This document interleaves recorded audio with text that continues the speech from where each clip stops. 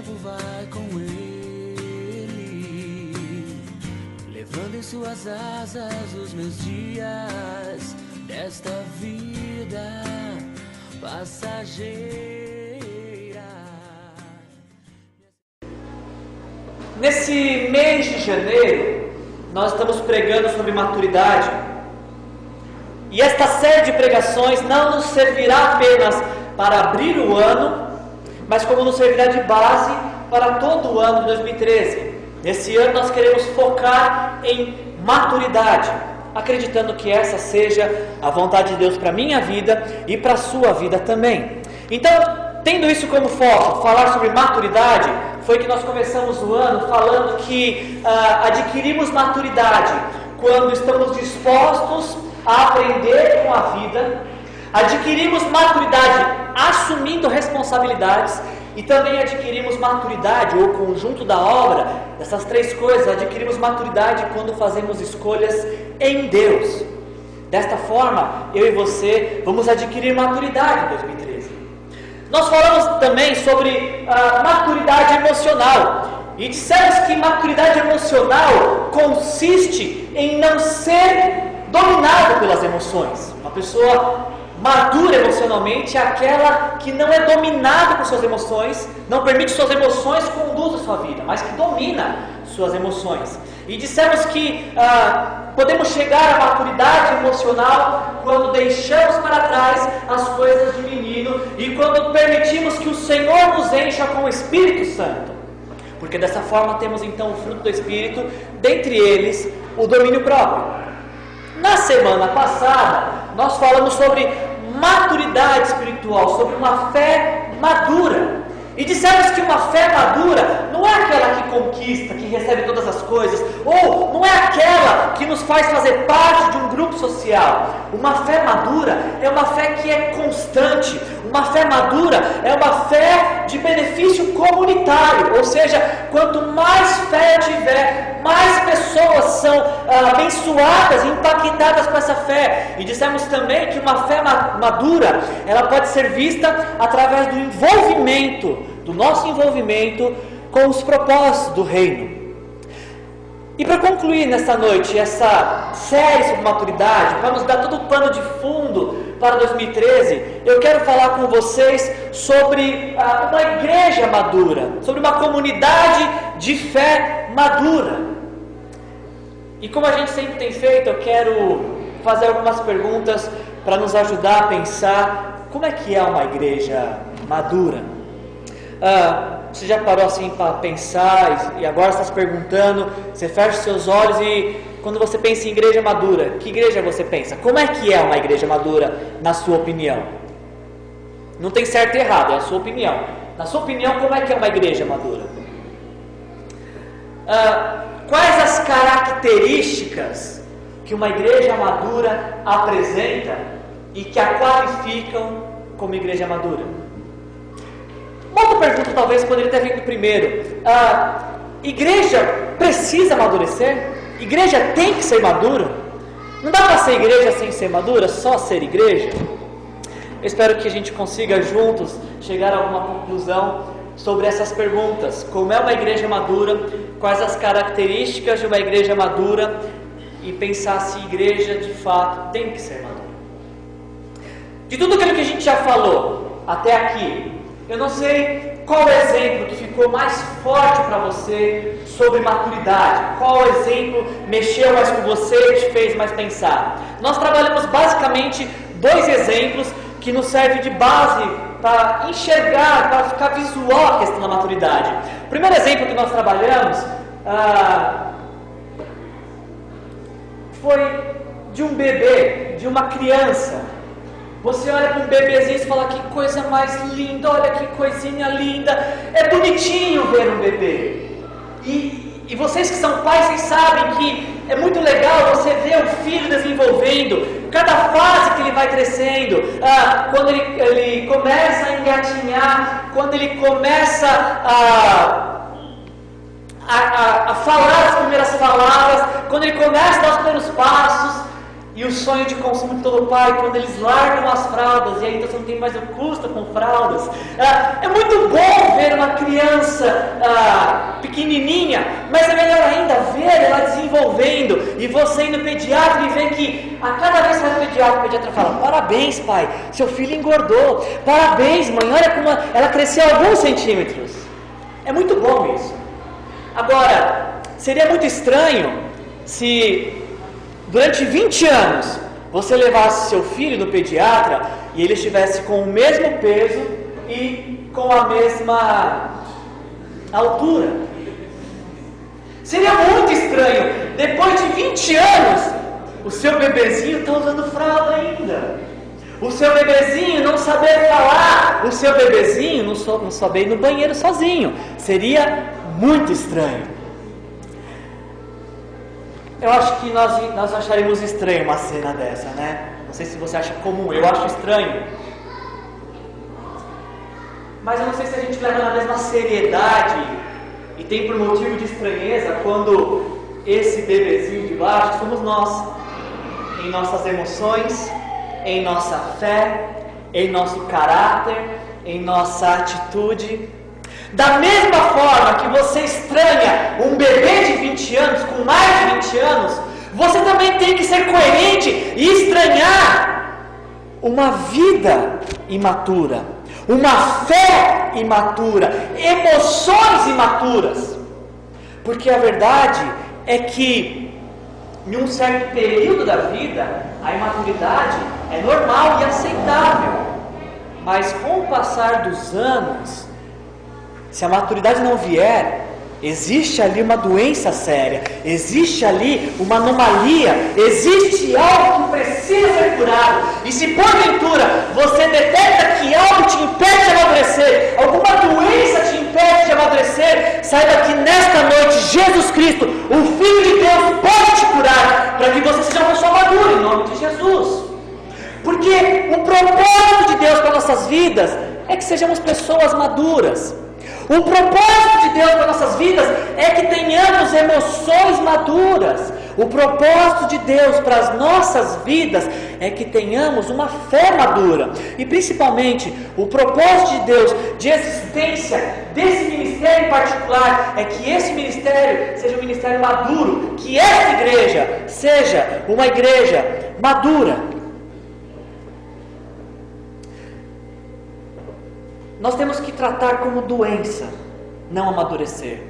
E clamar por cura, porque não amadurecer é uma enfermidade gravíssima, que nos distancia de tudo aquilo que Deus tem para nossas vidas. Eu falei uma frase que eu espero que não tenha sido chocante para você, mas Deus tem mais compromisso com a sua maturidade do que com a sua felicidade. Você não entendeu errado. Deus tem mais compromisso com a sua maturidade em promover e fazer com que você seja maduro do que com a sua felicidade, porque Deus sabe que quando você for maduro, você será feliz também, e você poderá de uma maneira madura aproveitar a vida. E o contrário é verdadeiro. Quando nós não somos maduros, quando somos imaturos, a vida parece tão amarga, a vida parece tão sem cor e tão sem sentido. Esse é o primeiro exemplo, o exemplo do desenvolvimento humano, que nos ensina e fala sobre maturidade. Mas esse aqui não foi o exemplo que mais mexeu comigo. O exemplo que mais mexeu comigo nessa preparação dessas mensagens foi o exemplo da agricultura. A gente ouviu aqui, falou aqui, que aquilo que se planta, em algum momento, vai amadurecer. Em algum momento, aquilo que se plantou e cresceu e ficou maduro, dá fruto. Ninguém planta algo por plantar. Ninguém planta uma macieira e fala assim: ai, tomara que cresça para dar uma sombra para minha casa. Ou eu vou plantar um pé de maçã e eu tomara que seja uma árvore forte para pendurar uma rede. Quem planta maçã quer colher o quê? Maçã. Quem planta um pé de maçã fica pensando nas tortas de maçã que podem ser feitas, nas maçãs do amor que podem ser feitas. Quem planta tem uma expectativa sobre o que plantou. Ninguém planta por plantar, porque existe uma expectativa sobre o que se planta. Uma árvore, uma vez que ela cresce, uma vez que ela é madura, ela dá fruto. É a lei da natureza. Árvores maduras dão fruto. E porventura, se ela não der fruto, é porque existe alguma coisa errada, porque o solo não está bom, porque existe uma enfermidade nessa árvore. Ela tem que amadurecer. E nós, como povo de Deus, também temos que amadurecer. E o convite nessa noite é que você saia daqui incendiado com essa mensagem e comprometido a amadurecer, e desejoso, querendo amadurecer. Essa é a vontade de Deus para nossas vidas. Eu falo sem medo de errar. Sou homem de Deus e tenho em meus lábios a palavra de Deus e falo sem medo de errar que a vontade de Deus para minha e para a sua vida é que 2013 seja marcado por ano de maturidade, ano de amadurecimento, que 2013 seja um ano que você vai amadurecer nos seus relacionamentos, que 2013 seja um ano que você vai amadurecer na sua profissão. Receba essa palavra. 2013 será um ano que você vai amadurecer nas suas finanças, que você vai amadurecer na sua fé. O desejo de Deus é que 2013 seja um ano em que experimentemos o maior nível de maturidade em nossas vidas, um nível em que nós nunca antes sonhamos experimentar. Tenho convicção de fé, tenho jejuado e orado por isso, tenho orado pela sua vida, para que Deus faça de você uma pessoa madura, porque eu sei que quando você for maduro, você será feliz, e você feliz, sendo feliz, você me faz feliz também. O contrário é verdadeiro. A maturidade é algo natural e tem que acontecer, tem que dar fruto. E algo que não amadurece é porque está velho, está desgastado, está doente e precisa de conserto, precisa de renovação.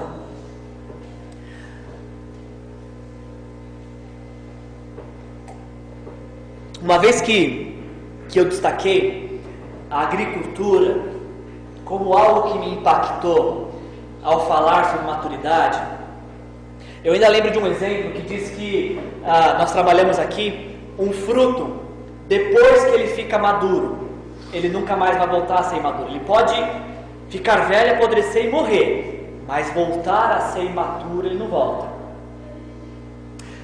Pensando nesse exemplo da agricultura, pensando em um fruto que é semeado, cresce, amadurece e frutifica, pensando nessas coisas da agricultura, eu quero trabalhar alguns exemplos com vocês, pegar alguns princípios da agricultura para falar sobre uma igreja madura. Algumas informações úteis. O apóstolo Paulo, falando sobre princípios de agricultura, o apóstolo Paulo nos fala em Gálatas 6,7 que aquilo que o homem semear, isso ele colherá. Ok? O apóstolo Paulo vai falar em 2 Coríntios capítulo 9, versículo 6, que aquele que semeia pouco, colhe, e aquele que semeia muito, colhe. Ok. Não precisa ser nenhum gênio para entender o que o apóstolo Paulo está falando aqui. O apóstolo Paulo deixa muito claro, pensando nesses exemplos do princípio de semeadura, que colheremos aquilo que plantarmos. Não adianta você plantar um pé de maçã e depois chegar lá e falar, ué, não deu alface? Eu estava tão esperançoso que fosse dar melancia, o que aconteceu? Não adianta, porque aquilo que se planta, se colhe. Não adianta plantar um pezinho de maçã e esperar que dê uva. Não adianta, porque você vai colher aquilo que você plantar.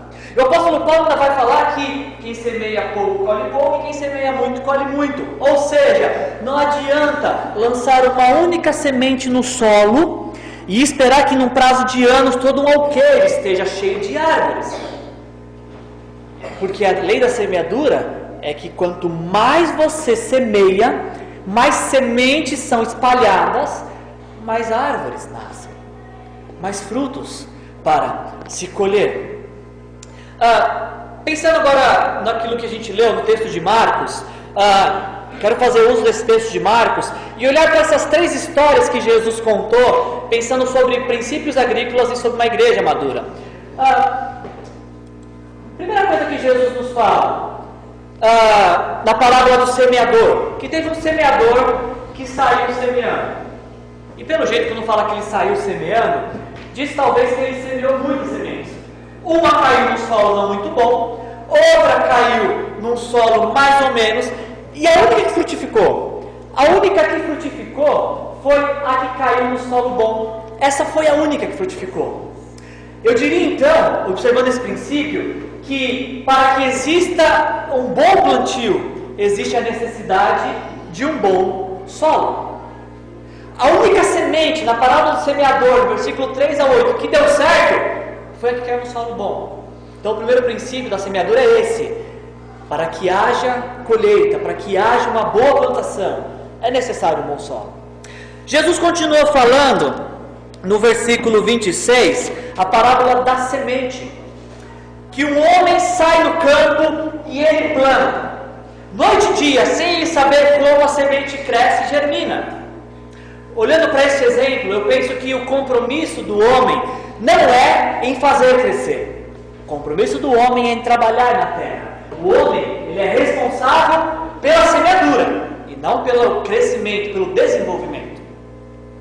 E ainda Jesus vai nos falar, a partir do verso 30, da parábola do grão de mostarda, que nos diz que este grão de mostarda é a menor das sementes. Mas uma vez plantada, bem plantada, ela se torna a maior das hortaliças. Eu vejo nesse terceiro exemplo que mesmo a menor semente que seja, ela cresce. Por menor que ela seja, quando bem plantada, ela cresce.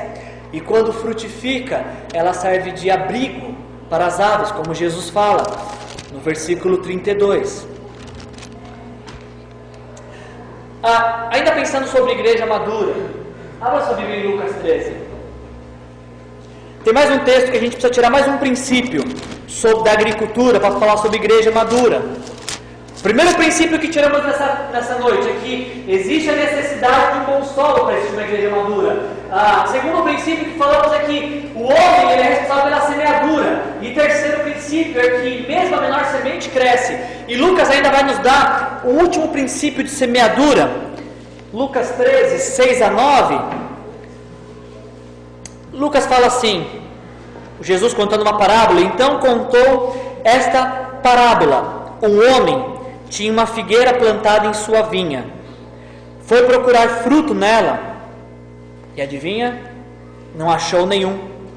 Por isso disse ao que cuidava da vinha: já faz 3 anos que venho procurar fruto nessa figueira e não acho.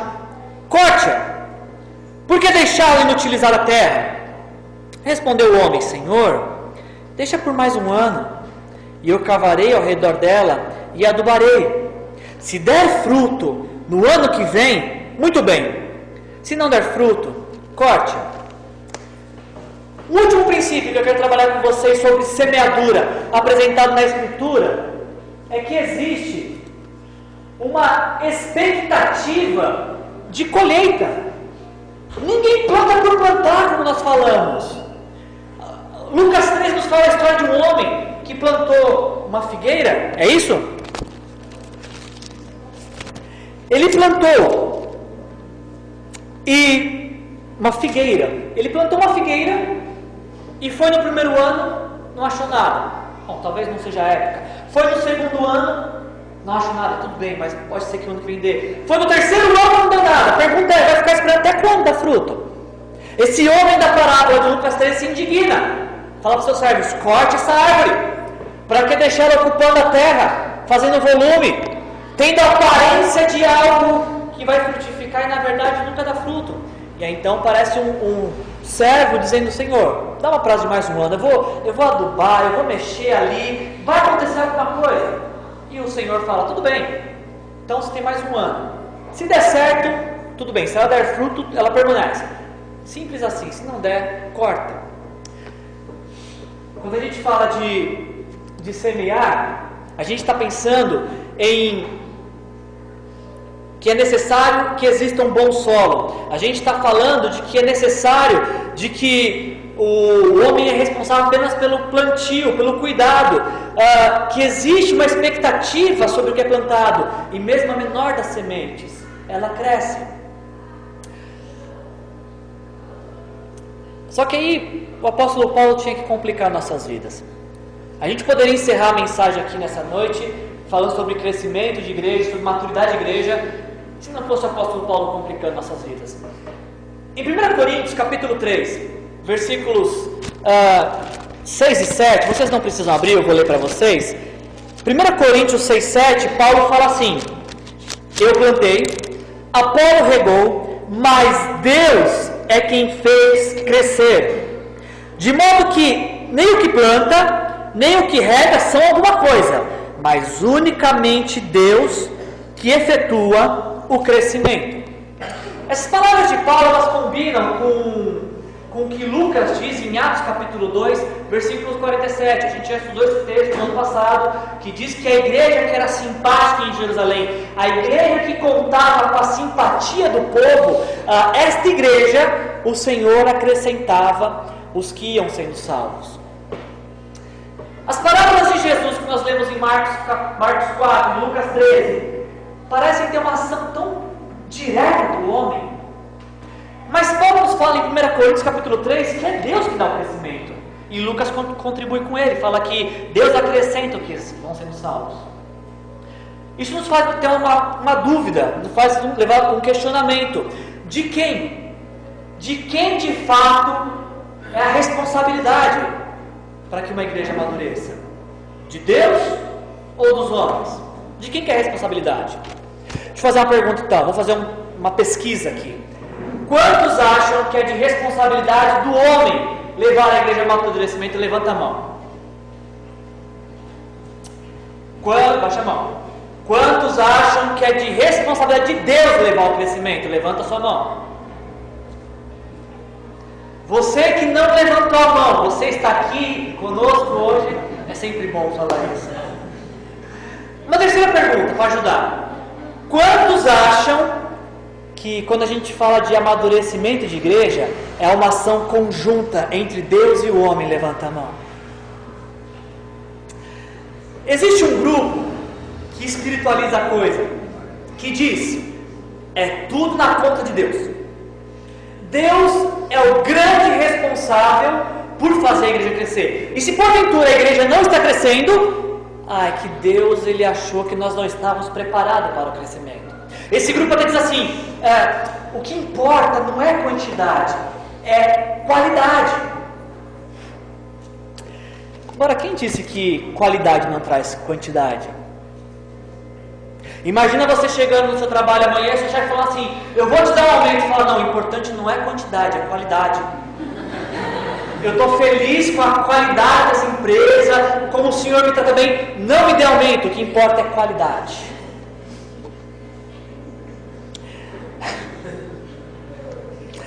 É certo que nem sempre a quantidade seja sinal de qualidade. Isso é fato. Nem sempre onde há quantidade, há qualidade. Mas também é certo que quando existe qualidade, a quantidade vem. Não existe algo que não tenha qualidade que não se desenvolva. Então, quantidade é importante sim. Se a gente tiver esse discurso medíocre de falar: quantidade não é importante, a gente está preocupado com qualidade, isso é mediocridade. É mediocridade de quem não tem qualidade para crescer. Mediocridade. Este é um grupo que fala que maturidade e crescimento de igreja é com Deus. Mas aí tem um outro grupo que diz que maturidade é de responsabilidade humana. E daí então a importância da igreja ter vários eventos, atividade todos os dias, grupos para cada tipo de pessoa, criança, adolescente, idoso, casados, solteiros, mais ou menos. Tem que ter tudo na igreja. Porque o que faz a igreja crescer é a atividade, é o ativismo. Precisamos fazer. E para esse grupo eu perguntaria: onde está o mover sobrenatural de Deus? Onde está a ação de Deus? Em João capítulo 16 diz que o Espírito Santo é aquele que convence da justiça, do juízo e do pecado. Se a gente achar que uma igreja cresce por produtividade apenas, nós estamos descartando o agir sobrenatural de Deus. Nessa noite eu poderia falar muitas coisas sobre uma igreja madura. O tempo não nos permite, e eu quero pensar com vocês e talvez estabelecer nesta noite que uma igreja madura, ela pode ser muitas coisas, ela pode demonstrar vários sinais. Mas eu escolho nesta mensagem dizer que uma igreja madura é uma igreja que frutifica. Pensando no simbolismo da árvore que cresce e quando amadurece ela dá fruto, da mesma forma uma igreja madura, ela dá frutos, é algo natural seus frutos, porque ela está frutificando, ela está amadurecendo, e na medida que ela vai amadurecendo, ela vai dando frutos. E o que seria frutos na igreja, senão as conversões, senão almas que venham a reconhecer que Jesus Cristo morreu pelos nossos pecados, ressuscitou para que pudéssemos ter vida eterna. Uma igreja madura, ela frutifica. Ela frutifica não, ela tem que frutificar. Porque se ela tem maturidade, ela tem frutos. Se ela não tem frutos, é porque ela está doente e precisa de um renovo, de uma cura de Deus. Uma igreja madura é uma igreja que tem os dons em atuação. Pessoas maduras, pessoas de uma fé madura, como a gente ouviu algumas semanas atrás, elas têm prazer em exercer seus dons. Ela sabe quais são seus dons e ela coloca os seus dons à disposição dos outros. Uma igreja madura, as pessoas estão servindo, em alguma coisa elas estão envolvidas porque elas querem participar, elas querem agir, elas querem que a sua fé seja de benefício comunitário. Elas sabem da importância em que elas têm no corpo de Cristo e que ninguém é dispensável. Isso faz uma igreja, este é um sinal de uma igreja madura, uma igreja que não só frutifica, mas que os dons do Espírito estão em constante atuação. E eu ainda diria nessa noite que uma igreja madura é uma igreja vibrante. Igual vocês, eu falei, boa noite. Você viu a vibração, né? Que empolgação. Uma igreja madura, ela vibra. O povo ali aleluiado, assim, sabe? Empolgado com as coisas de Deus. É capaz de ter cadeira da choque. Porque ela está cheia de vida, ela está vibrando, ela está pulsando o coração do Senhor. Ela precisa de vida, ela tem vida em si. As pessoas entram por suas portas e parece que a vida tem cheiro no ar, parece que elas respiram vida, elas estão cheias de vida. Isso faz dela uma igreja madura. A maturidade da igreja é um compromisso de Deus e dos homens. Da parte de Deus é o agir sobrenatural, é o derramar do Espírito Santo, é os milagres, são as curas, é a testificação do Espírito, é a palavra de revelação. Esta é a parte de Deus da maturidade. Mas a nossa parte, a parte dos homens, é de exercer os dons, é de ser coerente com a fé que prega e que diz viver, é agir para benefício comunitário, é uma ação conjunta. Deus agindo de maneira sobrenatural e os homens agindo de maneira natural, trabalhando, pondo a mão na massa, pondo a mão na obra. É uma ação conjunta. Em 1 Pedro, capítulo 2, versículo 4 e 5, o apóstolo Pedro fala assim, à medida em que vocês se aproximam de Jesus, você vai se aproximando de Jesus, você vai se aproximando, à medida em que vocês se aproximam dele, a pedra viva, que foi rejeitada pelos homens, mas escolhida por Deus e preciosa para ele, vocês também estão sendo utilizados como pedras vivas na edificação de uma casa espiritual para serem sacerdócio santo, oferecendo sacrifícios espirituais aceitáveis a Deus por meio de Jesus Cristo. Quando você começa a se aproximar de Jesus, quando você começa a ter uma vida com Jesus, a palavra nos diz que nós estamos sendo transformados em pedras vivas, que vai sendo utilizada na construção daquilo que eu acredito ser a igreja madura. E é por isso que ninguém é indispensável nesse processo. Cada pessoa que aceitou Jesus, cada pessoa que entregou para Jesus é uma pedra viva, necessária, indispensável na construção de uma igreja madura em Itatiba. E aí quando a gente pensa nisso, de que existe a responsabilidade de Deus, e Paulo fala em 1 Coríntios 3, que é Deus quem dá o crescimento, mas nas parábolas de Jesus a gente vê a ação do homem. Se porventura você em algum momento detectar que uma igreja que você conhece não cresce, você poderia se levar a perguntar assim: o que nós fazemos para a igreja crescer?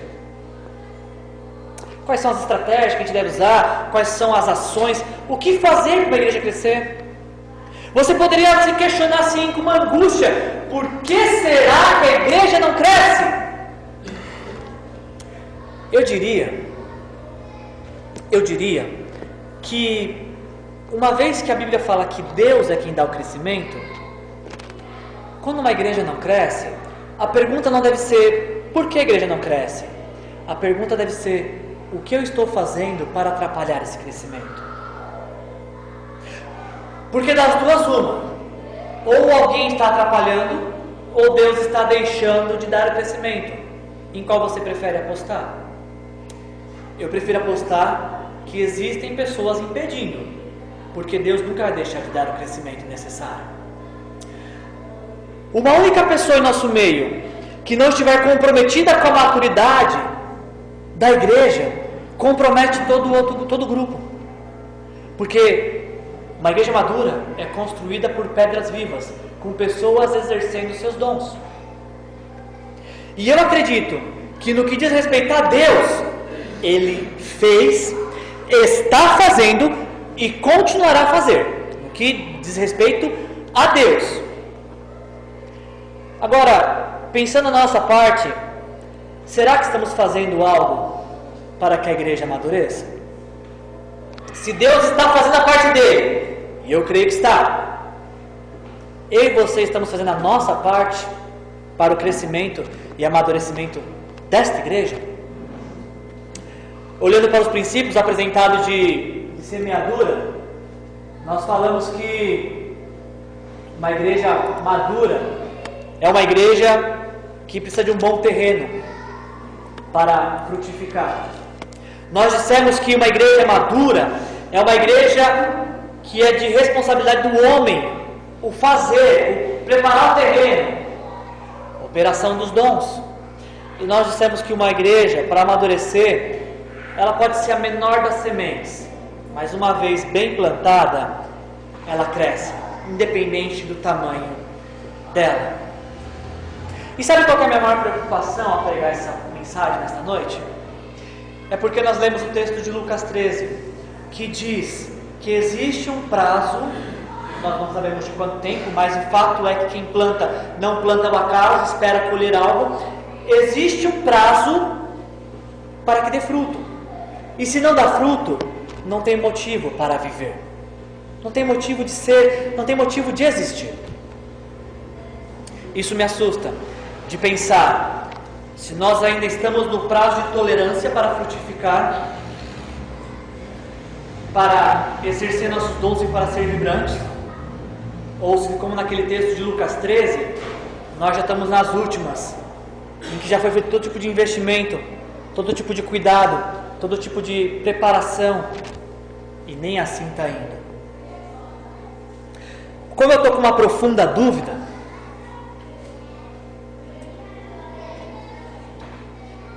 eu quero aqui nessa noite fazer 2 apelos. E quando a gente fala de apelo, é voluntário e ele não pode ser fruto de constrangimento. Portanto, se você responder o apelo por constrangimento, não faça. Ninguém vai ficar preocupado que você está no seu lugar. Não faça. Até porque, quando você responde um apelo, você está assumindo um voto, um compromisso com Deus. O primeiro apelo que eu quero fazer nessa noite é que você possa refletir sobre sua vida e pensar: você tem frutificado? Você nessa noite poderia me dizer: você tem exercido os dons e o chamado de Deus para a sua vida? E talvez a coisa mais importante a falar nessa noite. Você está vibrando com a vida de Cristo. Cristo vibra dentro de você, te faz sentir-se vivo e vibrante. Sabe por que as pessoas não gostam de falar de maturidade? É porque amadurecer dá trabalho. Amadurecer dá trabalho de preparar uma terra, de ter todo um cuidado e ter todo um carinho, e olhar para aquela terra e aquela plantação com a expectativa de que aquilo vai crescer, então é uma coisa linda. E talvez é por isso que as pessoas não queiram se envolver, porque dá trabalho. E sabe, às vezes acontecem coisas desagradáveis. Quando você está envolvido, acontecem coisas tão desagradáveis que te fazem pensar, vale a pena? Será que de fato vale a pena me envolver? Será que vale a pena trabalhar para que exista a vida? Será que vale a pena sonhar e projetar as expectativas de que isso vai crescer e vai ser algo lindo e que vai servir de abrigo e de conforto para vidas? Será que vale a pena? Eu diria que vale. Vale a pena pensar em que nós estamos envolvidos no maior projeto do universo, que é proclamar a salvação em Jesus.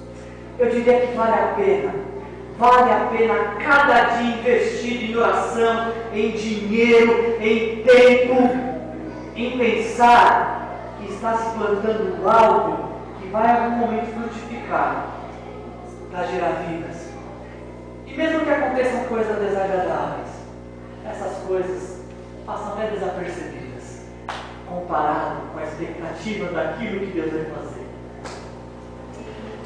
Então, meu desafio nessa noite, o primeiro apelo, é que se porventura você deseja frutificar como nunca antes você frutificou em toda a sua vida, se porventura você deseja descobrir quais são os seus dons, e se porventura você quer vibrar, você quer ter vida dentro de você, eu ia dizer para você ficar em pé. Mas antes disso, esse apelo não está completo se não tiver a segunda parte. Essa é a primeira parte apenas. Se você porventura quer responder esse apelo, ficando de pé diante do Senhor Jesus, eu quero frutificar esse ano. Quero ser alguém maduro, quero frutificar. Senhor Jesus, eu quero exercer os dons do chamado do Senhor para a minha vida. Senhor Jesus, eu quero vibrar de paixão pelo Senhor. Eu te diria apenas para você ficar em pé enquanto a próxima música será cantada. Mas se você quer dar um passo maior de ousadia, se você não apenas quer frutificar, se você não apenas quer exercer seus dons de chamado, se você não apenas quer vibrar, mas você quer trabalhar para que exista uma igreja madura e cativa, se você quer se comprometer para que exista uma igreja madura e cativa, aí eu te convidaria então, além de ficar em pé, sair do seu lugar e pôr a mão na massa. Pegar essa vasinha, encher de terra e jogar. Como quem dizendo para Deus, como um voto dando a Deus, Deus, eu me comprometi com este homem de Deus, eu me comprometi com esse ministério e me comprometo com o Senhor a fazer aquilo que for necessário para que essa igreja amadureça de igreja. E sabe qual é a coisa mais linda disso tudo? É que domingo após domingo você vai voltar aqui e você vai ver isso aqui crescer. E você vai falar, peraí, eu faço parte disso. Eu coloquei nela, eu me comprometi, eu faço parte disso. E domingo após domingo, quando você vier e ver essa planta crescendo, você pensar, eu tenho um compromisso com esse reino, eu preciso trabalhar para que isso amadureça, eu preciso trabalhar, eu preciso fazer alguma coisa. A Bíblia está cheia de memoriais. Eu estabeleço nesta noite um memorial nessa igreja no 2013. Esta planta vai crescer pela fé. Ela vai crescer. E cada domingo que você vier e ver ela aumentando, que você tenha expectativa que assim também seja a sua fé, assim também sejam as suas emoções, assim também seja a sua prosperidade, assim também seja a sua saúde. É um memorial, a planta não tem nada, ela não tem nada sagrado nela. É uma lembrança do que aquilo que Deus vai fazer na sua vida pelo voto que você vai assumir com Ele. E quando as coisas desagradáveis acontecerem, como diz o ditado, sacode a poeira, dá a volta por cima, porque Deus pode restaurar a sua vida quantas vezes forem necessárias.